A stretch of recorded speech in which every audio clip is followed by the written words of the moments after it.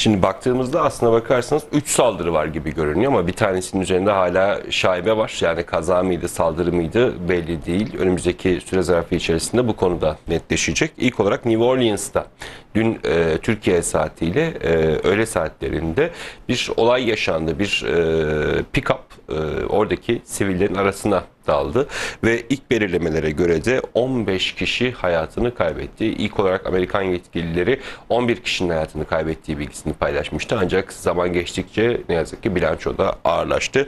Can kaybı 15'e kadar yükseldi. Yaralı sayısı 35. İki de polis bu yaralılar içerisinde. Onu da belirtelim. Saldırgan kimliği belirlen saldırganın 42 yaşındaki Şemsut Cabbar isimli bir Amerikan vatandaşı olduğu açıklandı Amerikan yetkilileri tarafından.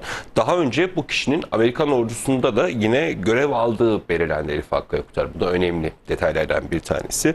Araçta terör örgütü DAEŞ bayrağının bulunduğu da belirtildi. Bazı silah ve el yapımı patlayıcıların da ele geçirildiği yine vurgulandı. Burada araçta terör örgütü DAEŞ'in bayrağının bulunduğu belirtildiği o açıklamanın bir altını çizelim, bir kenara koyalım. Çünkü ilerleyen dakikalarda yine bu konuya bir kez daha döneriz.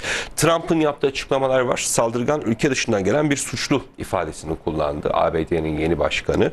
Önümüzdeki süreçte biliyorsunuz hala devir teslim gerçekleşmedi. 20 Ocak tarihi itibariyle Trump koltuğu devralacak. ABD dışından gelen suçların ABD'deki suçlardan çok daha kötü olduğunu söyledi Donald Trump yaptığı açıklamada. Olayı tam anlamıyla bir kötülük eylemi olarak da yorumladı. Bir diğer olası saldırı hala üzerinde bir sır perdesi var. Las Vegas'ta gerçekleşiyor. Las Vegas kentinde paniğe donan bir haber geldi. Trump Otel'in önünde park halindeki bir Tesla araç. Bakın, Trump Otel'in önünde bir Tesla araç Cybertruck önce yanmaya başlıyor, daha sonrasında patlıyor. Bir kişi hayatını kaybetti. 7 kişi de yaralandı buradaki olayda. Şimdi Tesla Cybertruck son teknoloji bir akıllı otomobil, akıllı pick-up aslına bakarsanız kamyonet. İş insanı Elon Musk'ın şirketi tarafından üretiliyor ve Elon Musk'ın en çok güvendiği araçlarından bir tanesi Cybertruck. Şimdi Elon Musk tarafından yapılan açıklamalar var. Tesla ekibinin olayı araştırdığını söyledi Musk. Daha önce benzer bir olayla karşılaşmadıklarının da altını çizdi.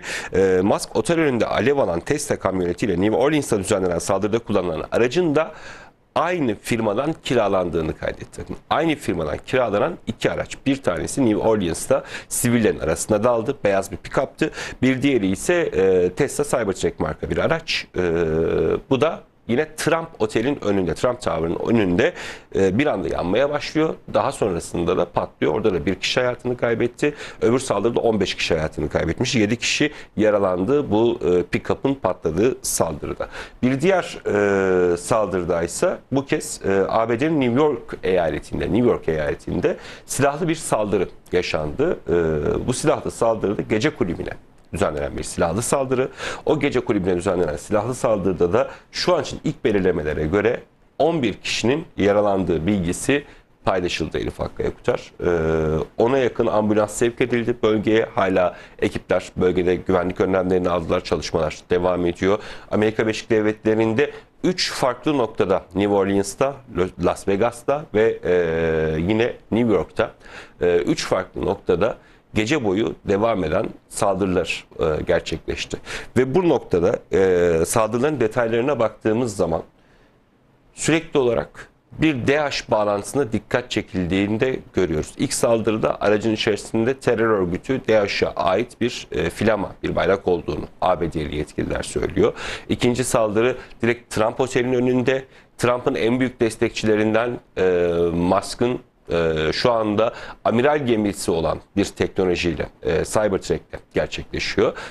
İki araç da aynı firma tarafından kiralanmış, aynı firmadan kiralanmış iki araçta ve iki araçta saldırıda kullanıldı. New York'ta da gece kulübüne düzenlenen bir saldırı var. O gece kulübüne düzenlenen saldırıda da 11 kişi hayatını kaybetti. Şimdi elimizdeki notlara baktığımızda bir DAEŞ bağlantısına sürekli olarak dikkat çekilmeye çalışılıyor bu noktalara. Şimdi dün bu saldırılar gerçekleştiği andan itibaren, Türkiye saatiyle gerçekleşmeye başladığı andan itibaren tabii herkesin aklında şöyle bir soru işareti oluştu. Acaba Amerika Birleşik Devletleri günah keçisi olarak kimi gösterecek, kimi seçecek diye.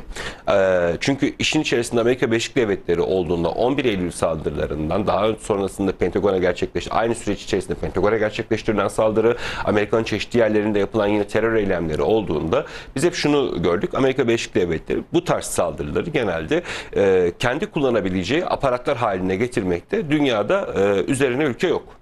Yani herhangi bir saldırıyı kendi kullanabileceği bir aparat haline getirip diplomaside, askeri alanda, farklı alanlarda yine araç olarak kullanabiliyor. DAEŞ konusu bu noktada önemli. Çünkü Suriye'de DAEŞ'in varlığını hala DAEŞ'ı bahane ederek orada terör örgütlerini finanse etmeyi devam ettiriyor Amerika Birleşik Devletleri. PKK, PYD, YPG'yi, işte onlar DAEŞ'e karşı savaşan Kürt gruplar, tırnak içerisinde söylüyorum, şeklinde adlandırdıklarından dolayı bir türlü terör örgütü diyemediklerinden dolayı bir terör örgütünü başka bir terör örgütüyle yok etme bahanesiyle orada PKK'yı, PYD'yi, YPG'yi finanse etmeye, fonlamaya, silah yardımlarında bulunmaya, askeri yardımlarda, teçhizat yardımlarında bulunmaya sürekli olarak devam ediyorlar. Son günlerde en çok konuşulan, tartışılan konulardan bir tanesi buydu hatırlarsanız.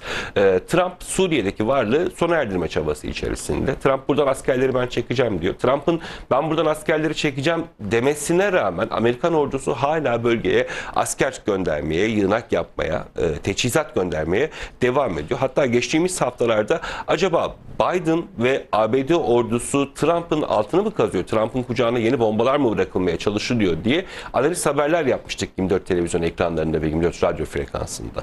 Şimdi gelinen bu süre zarfı içerisinde baktığımızda gerçekleşen bu saldırılarla da DAEŞ bağlantısının Amerikalı yetkililer tarafından açıklanması, önümüzdeki süreçte DAEŞ terör örgütünün gündemde tutularak Trump'ın hem Suriye politikasının bir yanda aksamasını sağlamak, diğer taraftan da bölge ülkeleri özellikle Türkiye ile Trump'ı tekrar karşı karşıya getirmek gibi bir durumun da söz konusu olabileceğini düşünüyor. Tabii bunların hepsi bir komplo teorisi. Bu komplo teorilerini şimdilik bir kenara bırakalım. Çünkü önümüzdeki süreçte zaten bunların hepsi görülecek, neler olduğu, neler bittiği. Şu an için 3 saldırı var. 3 saldırının ilki New Orleans'ta gerçekleşti. New Orleans'ta 15 kişi hayatını kaybetti. Beyaz bir pick-up'la yapılmıştı bu saldırı.